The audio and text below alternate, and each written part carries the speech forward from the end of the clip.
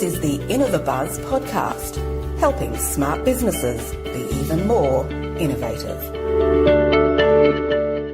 Hi, I'm Jürgen Strauss from InnovaBuzz. Welcome to episode number 98 of the InnovaBuzz podcast, designed to help smart businesses committed to innovation, service and modern marketing become even more innovative. In this episode, I'm tremendously excited to speak with Lydia Lassila, the founder of BodyICE, who produce ice and heat packs for injury management.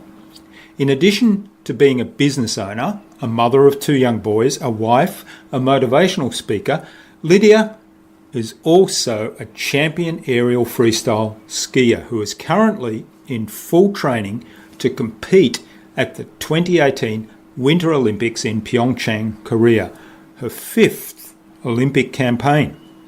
Now, Lydia won gold in aerial freestyle at the 2010 Vancouver Olympic Games, and she backed that up with a bronze medal at the 2014 Sochi Winter Olympics, becoming the first woman to perform a quad-twisting triple somersault jump in competition at those Olympics. She's quite an amazing person, and I was really privileged to have her on the podcast. Now, of course, we did talk a lot about sport, but in particular about the lessons that Lydia took from her sporting career and applied in her business. Without further ado, then, let's fly into the hive and get the buzz from Lydia Lassila.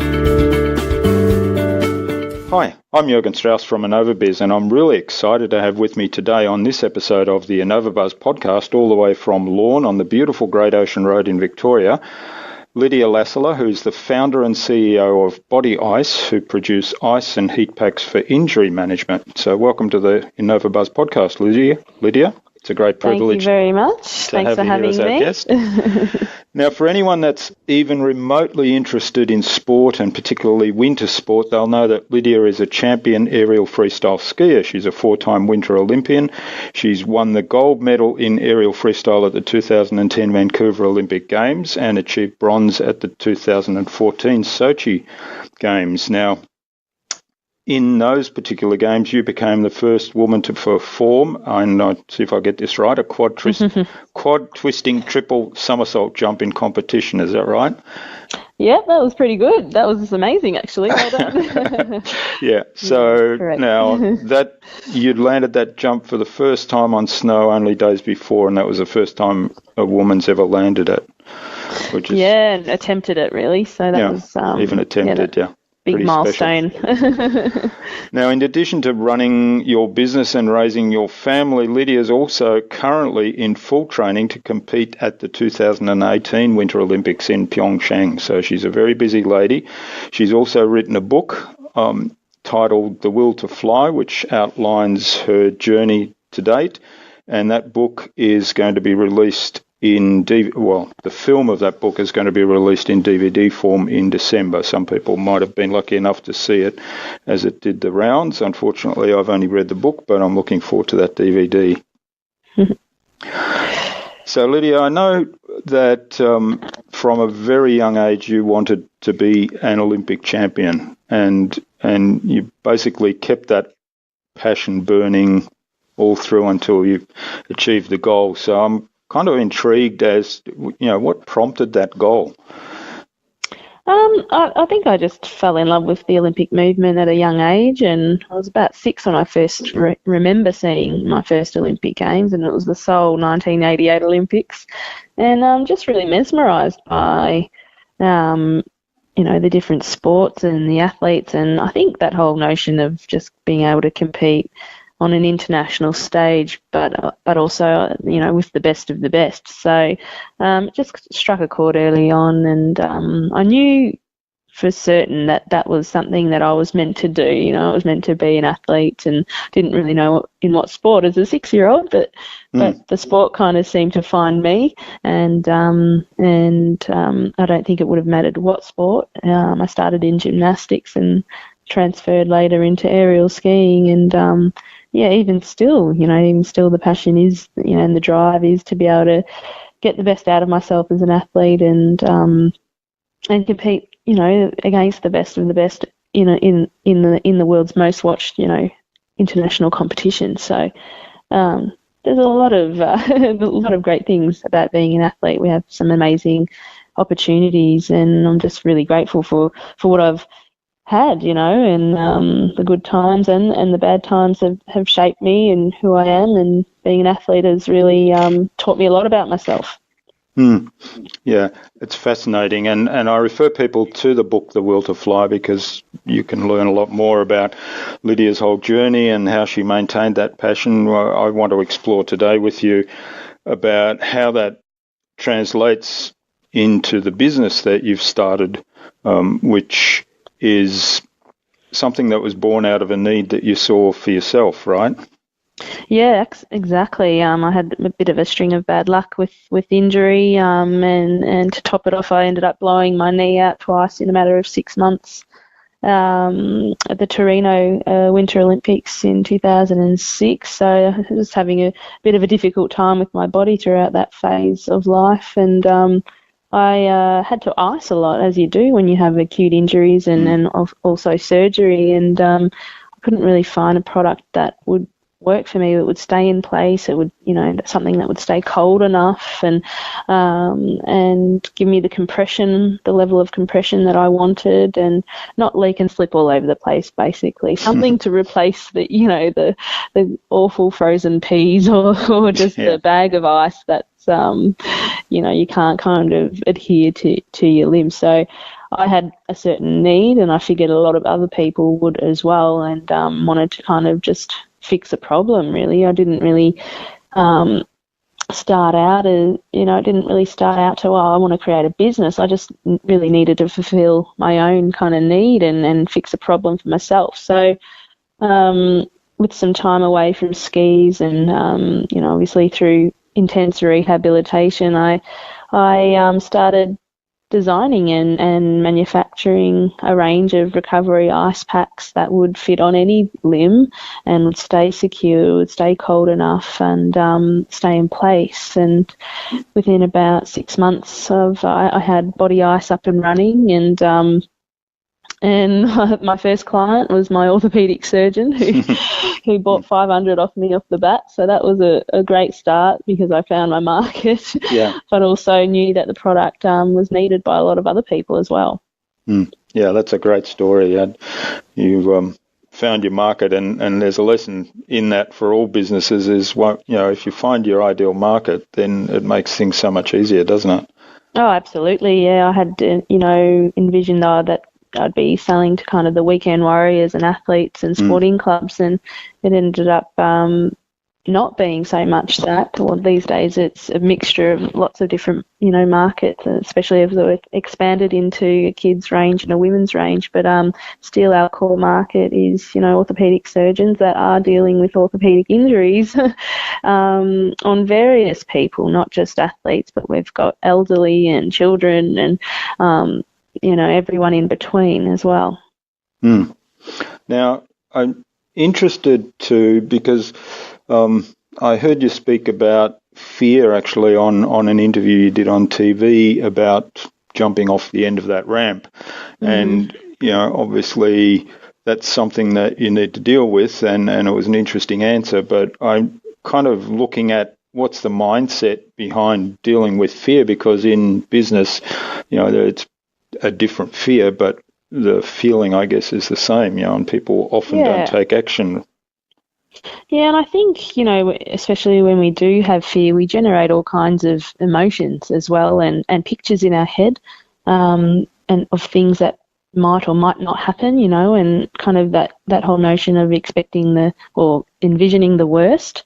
And I think that happens, when you're fearful, because, in sport, for example, I'm afraid I, may miss this jump and hurt myself and re-injure myself. I'm afraid I would miss a final so that I don't get to show the world what I'm capable of. I'm afraid I, won't achieve, what I think I can this year. So there's all kinds of, if you have those kind of limiting beliefs, you start to generate images and pictures as well about what that might end up being. And I think that's where you can really then, if you have that kind of awareness about yourself, you can say, okay, right? I'm, seeing myself performing that way that I don't want to, or I see myself getting injured, or I see my business failing in a way that I don't want it to. Let's just acknowledge that, but not judge it. But how do you turn it around, and what do you want out of your business, and what do you want out of yourself, rather than, focusing on the worst case? How about we change the picture and focus on the best possible scenario, and, whether it's that beautiful jump that I want to be able to do, and that healthy body that I want to have, and that great thriving business. So I think a lot about is acknowledging that fear is present, but figuring out what to do with it, and changing the emotions that it generates by focusing on the positive picture. That's great advice, and I like the limiting beliefs, because I'm thinking, you've had some pretty serious setbacks there, and hurt yourself and missed some landings that resulted in serious injury. But then if you contrast that with the times you've actually landed that beautiful jump and felt really great about it, and it looked fantastic, and you didn't hurt yourself, and the result was awesome, that probably way outweighs that. So that if you absolutely remove the limiting belief, say actually 99 times out of 100, it's a good result.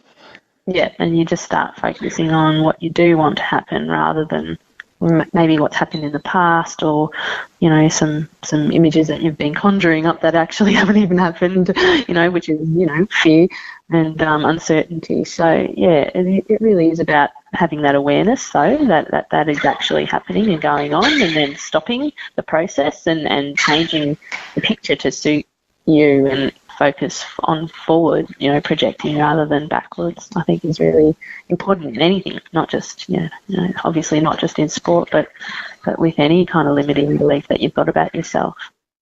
It's great advice. And I think it's a great analogy with sport, because a lot of people in business don't really see that. They don't see that they're placing limitations on themselves by imagining a scenario that might only happen 1% of the time, or maybe it's happened to them in the past, but 99% of the time they've actually achieved what it was they set out to achieve. And so, the fear of taking risk, or not taking risk because of fear, becomes a real problem. It's not the fear or what might happen, it's the lack of taking the action. Yeah, and complacency, and, especially in sport where I'm fortunate enough to see the consequences straight away. So if you've got limiting beliefs and you act on those, then chances are the worst case scenario is going to happen. And that could be, that could have a significant consequence like injury and really mucking yourself up. So in business, sometimes the consequences are a little less. They're financial consequences, it's a failed project or campaign or whatever it might be, that your life's not kind of in danger, or your body's not on the line. And that's and right, perhaps, but you're not getting that fight or flight response that we're born with, and it's innate in us. So it's harder to gauge and easier to weasel out of. Yeah. But at the same time, people do get so attached to it that it's almost, particularly if it's overcoming some sort of fear. Like I think of people doing public speaking, and they talk about public speaking being the next worst thing to death, and you say, well, really? Yeah, well, exactly. Really, would you rather die, or how about we just focus on what you are going to say today, and perhaps the how you do want to present. Yeah, so it's and I have that same fear of public speaking that most people have. What if you stuff up? What if you forget what you're going to say? What if people don't resonate with you? What if they think you're boring? Blah blah blah blah blah. You can really work yourself down into a hole. But instead, it's kind of acknowledging that that's just fear and uncertainty. How can we turn it around? What do I want to get across here? And just tell your story and tell it how it is, and with passion, and be genuine, and people will tend to respond. Yeah, that's great. And I have heard you speak, so in live and also on videos. So I think, Hopefully I wasn't boring. No, you definitely weren't boring. You were quite inspirational, so I don't think you've got anything to worry about. Exactly. Now, the other thing I made a note of here is all throughout your book and other things that I've read, the ability to keep that goal in sight and to be so driven about that, which is something that I think in business could be enormously valuable, because I see so many people chase the next shiny object and they kind of forget about the big picture or the goal that they'd set themselves. Yes. Yeah, I think if it means enough to you and it's important enough, and I think, for any goal, you've got to have your why, and a strong why, a motivating factor on why you want to achieve it. And I think in sport, I am a lot better at the why, because it's something I've been doing for my whole life, and sport and being an athlete is my number one passion. Business is a second, probably, so I often feel the same way. I don't, resonate with numbers on a page, and I have to bring it back to, well, actually, why am I in this business? And it really is that back to the core, and why I started is to help people recover from their injuries, and just that, is motivating for me, and that's enough for me. It's not to hit a sales target, it's not to do that, but it's to spread my product so that I can help as many people as possible. And if you're doing that, then I figure if I'm doing that, that's the why, then you'll figure out how, Yeah, that's excellent advice. So keeping that why in mind, and also I like that, you're really focused on who is it you're helping, because I had a call this morning and we were talking about sales, and it was very much about understanding who it is you're helping and what it is you're doing for them, what's the result of your work with them. So I think, that's a very powerful why that you've expressed there. Now, the other thing that occurs to me, because you're so much more than an elite athlete and a business owner, you're also, we talked about the book, and you're a speaker, and you're a wife, and you're a mother of two small boys. So the obvious question is, how do you find time to do all that? Well, sometimes I don't, and that's just the reality of it. I always often bite off more than I can chew, and have this long list at the start of the day, and there's days where I can't get anything crossed off it, and that's the whole juggling of parenthood and motherhood and the many hats that I do wear, and so it's all about prioritising, making sure the family unit's looked after is a big priority. So we get help in there. We have an au pair that lives in with us to help lighten that load, and my husband works from home as well, which really works out well for us, because whilst we're working at home, we still are home and around the kids as much as possible, and that's what we value, and we love that. That it's given us that, the lifestyle that we want, to be able to live here at the beach and enjoy that lifestyle too. But yeah, it is about kind of compartmentalising the different facets of life. Me, the athlete; me, the mum, the mother, the wife, and the business owner. And so when I have for example, a training camp, I had last week down in Melbourne, and some trampoline training, and just had to go away for 2 days and do that, and made sure everything else was looked after, on the business end and on the home front. Come back home, play mum for a bit, and make sure I'm kind of connected and 100% towards that. And, so you just have to I like to be able to just compartmentalise, chunk things down, put them in their boxes and focus on one thing at a time, because if I try to do everything at once, nothing ends up working very well, and I don't do anything well. So it's picking things off one at a time is just how I kind of am able to function, really, and get things done. And they always say, if you want something done, give it to a busy person. Yeah, that's right.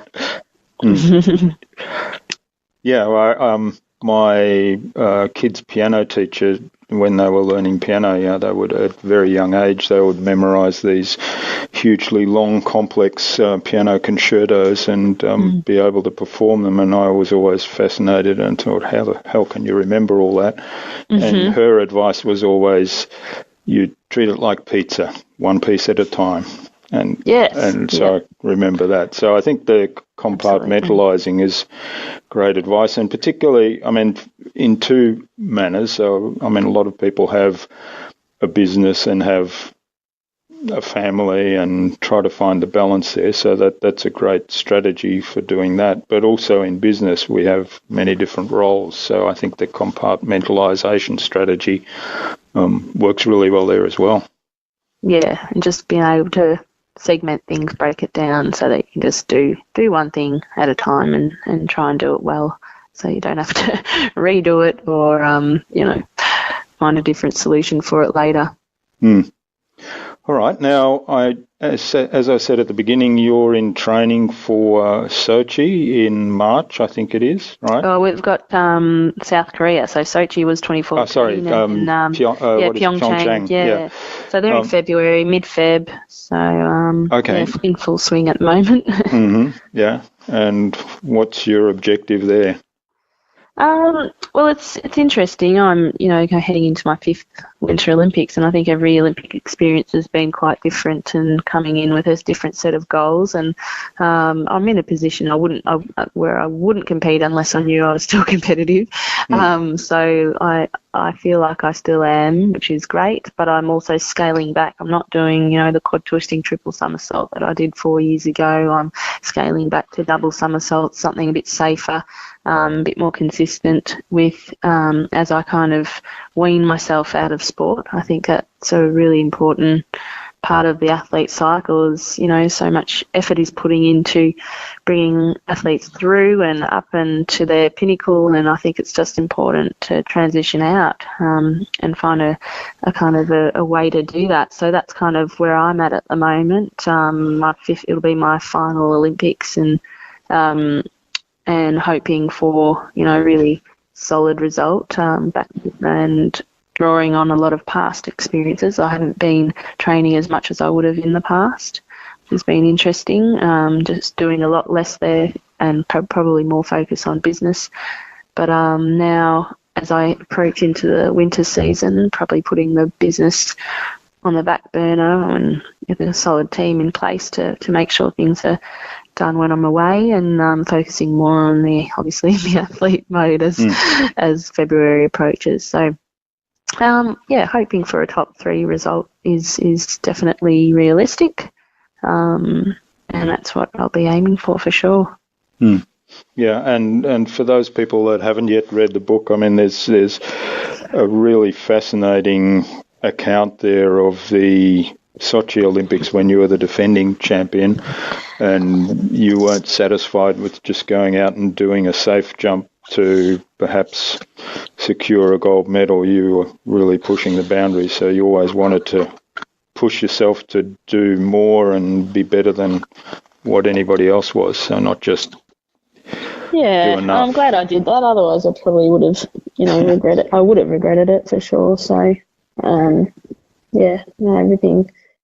is as it should be. That's right. And it's for me, that's the sign of a true leader. Push the boundaries, push the limits, and, don't play safe, which I think, you clearly demonstrated there. And it sounds like you're translating that into business now. Yeah, absolutely. And just, you can have those fears, but not fear of, I don't have fear of failure so much if I've put everything into it, and I think you have to be honest with yourself there. I think everyone knows, have you done the work, have you not? It's a yes or no answer. And so that's all you can do, and then that way you can go in and whatever the result, you've got no regrets, only experience and something to learn from. And for me, something I'm very proud of, because as I said, and scaling back in my degree of difficulty, I'm 4 years a bit older, I've had less training, so it would be really risky, but reckless for me to go and expect to do quad twisting triple somersaults at the next Olympics. There's a difference between taking risks and being reckless, and do you know what I mean? So, so I am glad that I took the calculated risk I did 4 years ago, because if I hadn't have done that trick, I would have regretted it, because I'm not in a position to do it now. Well, there's definitely a good message there also about the difference between, taking risks and being reckless. Absolutely. Yeah. And it comes back, I guess, in some ways in keeping that goal in sight, because I think, if I remember correctly in the book, you saw the guys jumping that particular jump, and you decided, I want to do that. Yeah, when I first started the sport, I saw the gap between male and female aerial skiers, and I couldn't really understand it, and my goal was to close it, and a big part of that was to do this quad twisting triple somersault, because that hadn't been done, and breaking boundaries for myself, definitely stretching my capabilities as much as I could, but also for the sport and for other women coming up through the system. Now, I'm intrigued with the mindset around, you've clearly very driven to achieve the goals that you set yourself, but then the mindset around addressing fears and recognising limiting beliefs and putting them in the right place. In other words, not letting them get in the way, keeping that goal in sight. And how do you achieve that? Is that something you've worked on? Yeah, absolutely. It's not something it just comes to you. Definitely not. I worked really hard on the mental side of things, on mental training. I engaged a mental coach, and did very intense work with him. And a lot of that was discovering my limiting beliefs. Some of these things you're really unaware of that you've been doing, and they might have just become a habit over a long period of time. And so one is having the awareness that they're there, and two, then it's about breaking them down and changing that belief to something that's going to suit you better, and that is actually more real and in line with what you want out of yourself. So it's amazing how these limiting beliefs can hold us back, and it's just as simple as I always slice on my golf swing or tennis swing or whatever it is, and do you always slice, or have you just had that problem temporarily or lately, so you have to be careful with how you explain things about yourself and your own explanatory style, and it's only through training and awareness that you can actually pick up on that and go, right, I've just been having this certain thought, or I've been talking this way about myself. Inner dialogue is constantly chattering, so you have to be careful what you say to yourself as well, and how you explain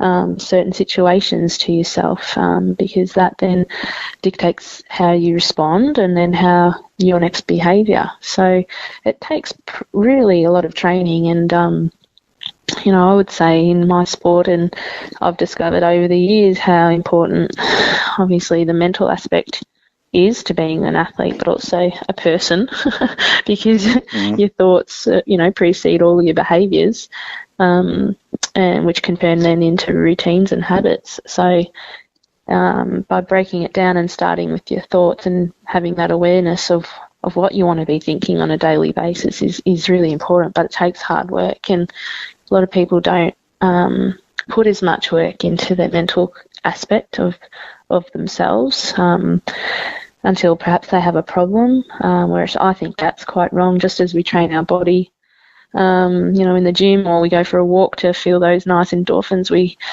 should pay as much attention on our minds as well.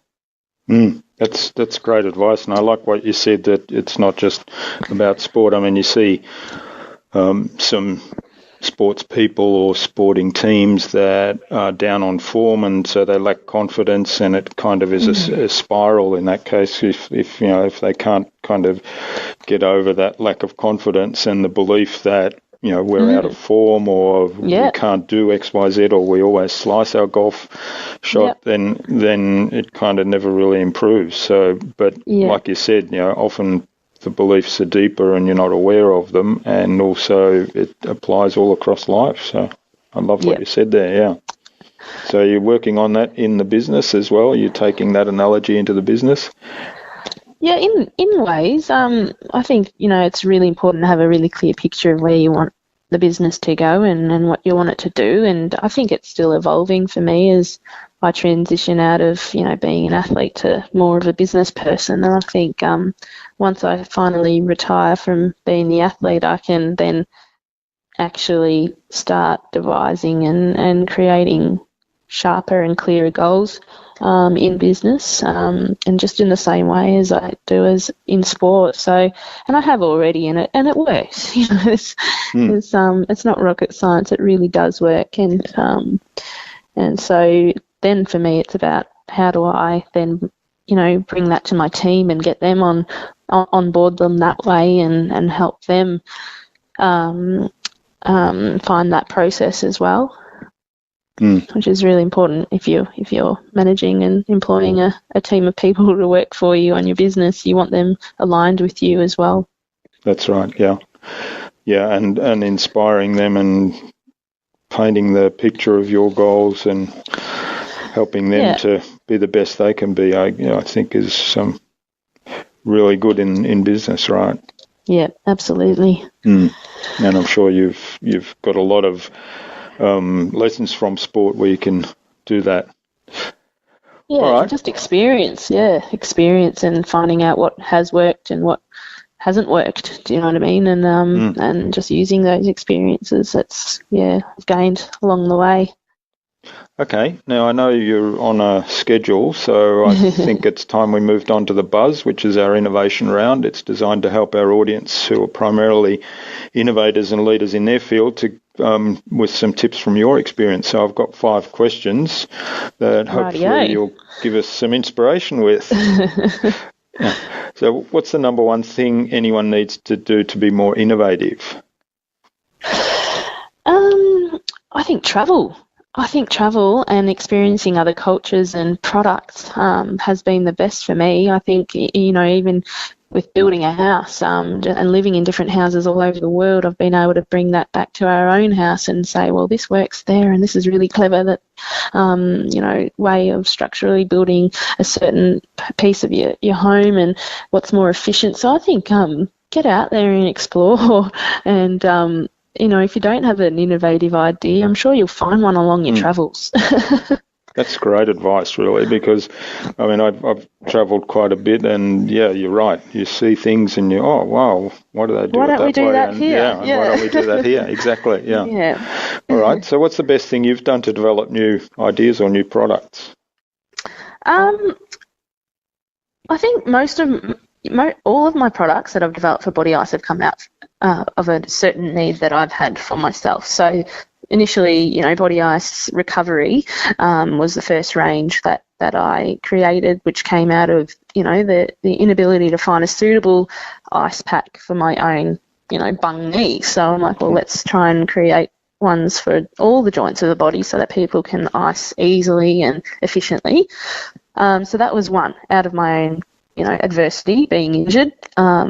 That came out of a need that I had for myself. And then later on, after I became a mum, it was the same thing with childbirth, and I'm not going to go to those details, but not having the same kind of recovery tools that you need after childbirth, because it is quite a traumatic, can be traumatic experience and hard on your body. So that's where BodyICE, the inspiration for BodyICE Woman was there. I'm like, surely you can do something better for our new mums out there. So that was the inspiration there. And then as my first child, Kai, became, a toddler and bumping and bruising himself and that need for instant comfort, I realised, oh, gosh, there's a real market for kids. There's no really unthreatening kind of ice packs for kids and warm packs for kids that they're not scared of, and that they can just put on their boo-boo straight away. And it's kind of that,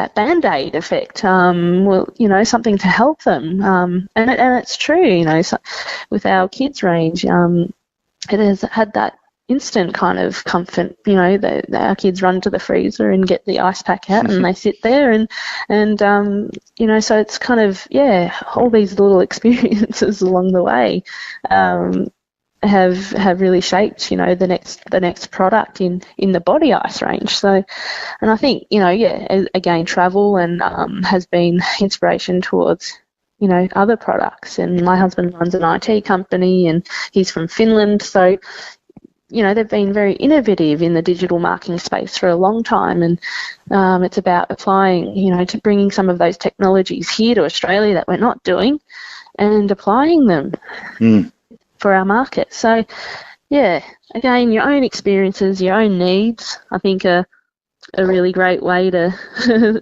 find a product and again, experiencing other cultures. I love that that story about how you develop those products, and also, to me, there's a really high level of self-awareness and awareness of what's happening around you there, isn't there? Because you're saying, okay, you're seeing things in your travels, you're seeing needs in your personal life and turning those into opportunities, rather than, when you had that serious injury that started it all, you could have kind of felt sorry for yourself and sulked in the corner or whatever, but you didn't. No, and it was a problem, but, it was about finding a solution, not digging yourself down into a deeper hole. Yeah. All right. Now, what's your favourite tool or system for improving your own productivity and allowing you to be more innovative?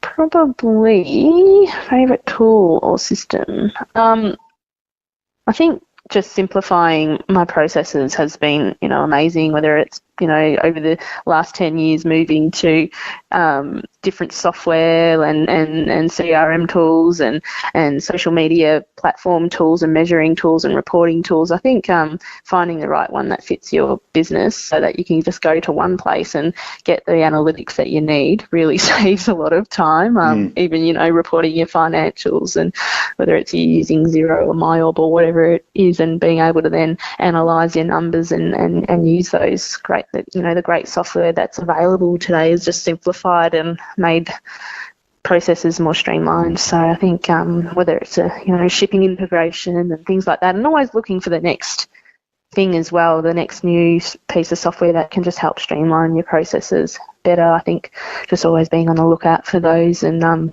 using them. All right, that's great. I mean, there's so much happening on that front, and also there still is this need for, as you say, having kind of the central place where you can see everything. That does everything, yep. All right. What's the best way to keep a project on track? Deadlines and timelines, I think. Certainly you have your milestone goals along the way, certain targets that you need to hit, or little goals that to ultimately reach your main goal, and then we can have all that set out, but I think it's really important to have the timeline in place so that you know when you're supposed to hit each certain milestone. I think things without a time reference, never get done. Okay, that's good. And what's the number one thing anyone can do to differentiate themselves? Well, I think every business is unique. Study your competitors, and you can pick and take what you like from them, and perhaps find a hole that they're not kind of filling. So, I think that's probably the best way to differentiate yourself is to do something that your competitors aren't doing. Yeah, that's good advice, and find a need that's not being filled, which essentially has been your strategy, right? Yep, exactly. All right, so I like to ask my guest what the future is for their business. So what's the future for BodyICE, and what's the future for you? So we know, you're headed to the Olympics again, but... Probably looking towards retirement from sport, which is sad, but it also I'm at a point where I'm ready now, and I'm excited for that transition. Sport, right? Yep. And spending more time surfing, which is something that I'd really love to do as well. So, enjoying the lifestyle down here on the Great Ocean Road.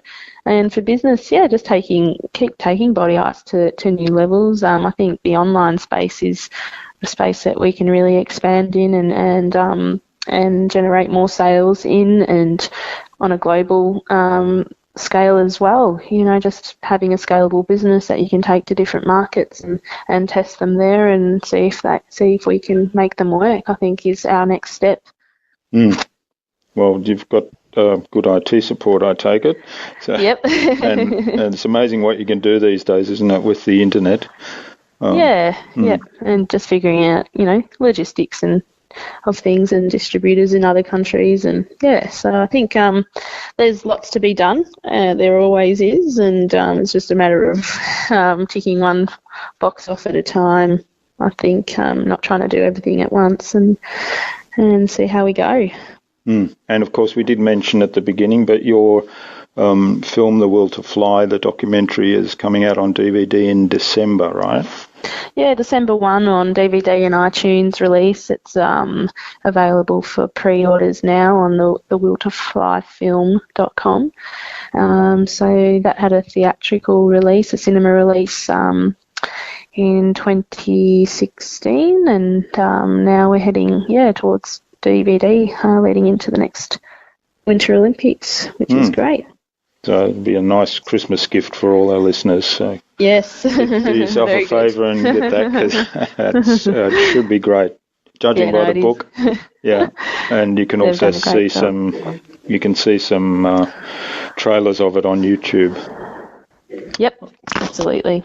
All right. So, what's the number one piece of advice you'd give to any business owner who wants to be a leader in innovation and in their field? Find your market and your niche market. It might be a niche market, or just be certain of who your market, who you're going to be selling to, who's going to be needing and purchasing your products is a really important key. I stumbled across mine and when I first began, so I had a little bit of beginner's luck, but I think you eventually figure these things out and make sure you service them the best way, and always keep a lookout on how you can improve. I think, you can get quite complacent on if you're finding a product that works and then all of a sudden a competitor comes in and makes it that little bit better and you're kind of caught on the back foot. So I think always study your competitors and ask your question on how we can improve, how can we make this better. Great advice. I think, finding a niche market and really focusing narrow on that and obsessing over them, as Seth Godin puts it, is such a powerful way to differentiate yourself and to get really clear on who it is you can help. So it's great advice. Yep. All right. Thanks, Lydia. This has been really fantastic. Now, where can people reach out and say thank you? Apart from buying the DVD. I'm on Instagram, I'm on Facebook and Twitter as well, so feel free to reach out and say hi. And I've got to think a new website launching soon as well, lydialassila.com.au. It needed a bit of a revamp, so it's coming out probably this month actually. All right, well, we'll post links to all of that in the show notes to the episode, and hopefully we'll get a lot of people wishing you well at the Olympics leading up to that. I think that's something that I believe is always great to have as an athlete. Yeah, absolutely. Give me a nice lift. Yeah. All right. Thanks, Jürgen. Finally, then, who would you like me to interview on a future InnovaBuzz podcast, and why?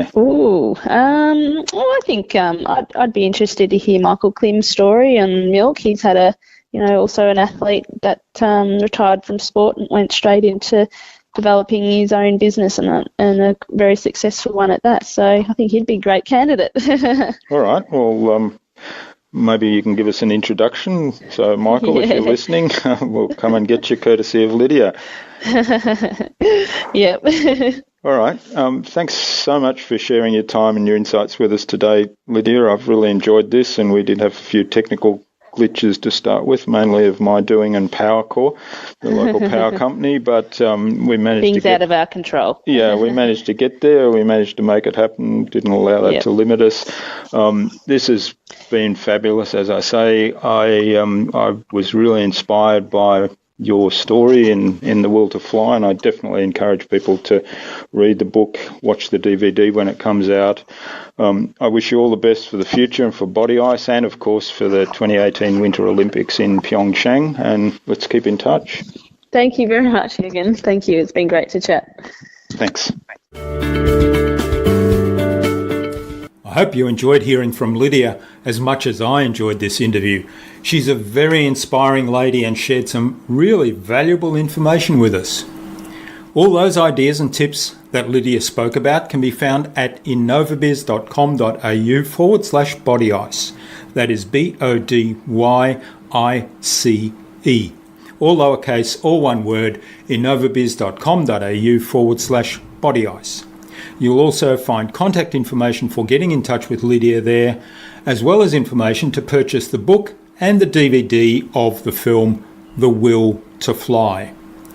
That's well worth reading, and I'm tremendously excited to get my DVD because I haven't personally seen the film yet, but I have read the book, and the film, I'm sure, will be fabulous. Now, we'd love to hear your biggest takeaway from this episode in the comments section of the blog post. Lydia suggested that I interview Michael Klim, another Olympic champion and founder of Milk & Co, on a future InnovaBuzz podcast. So, Michael, keep an eye on your inbox for an invitation from us to the InnovaBuzz podcast, courtesy of Lydia Lassila. If you haven't already done so, head on over to iTunes or Stitcher or Pocket Casts and subscribe to the InnovaBuzz podcast so you'll never miss a future episode.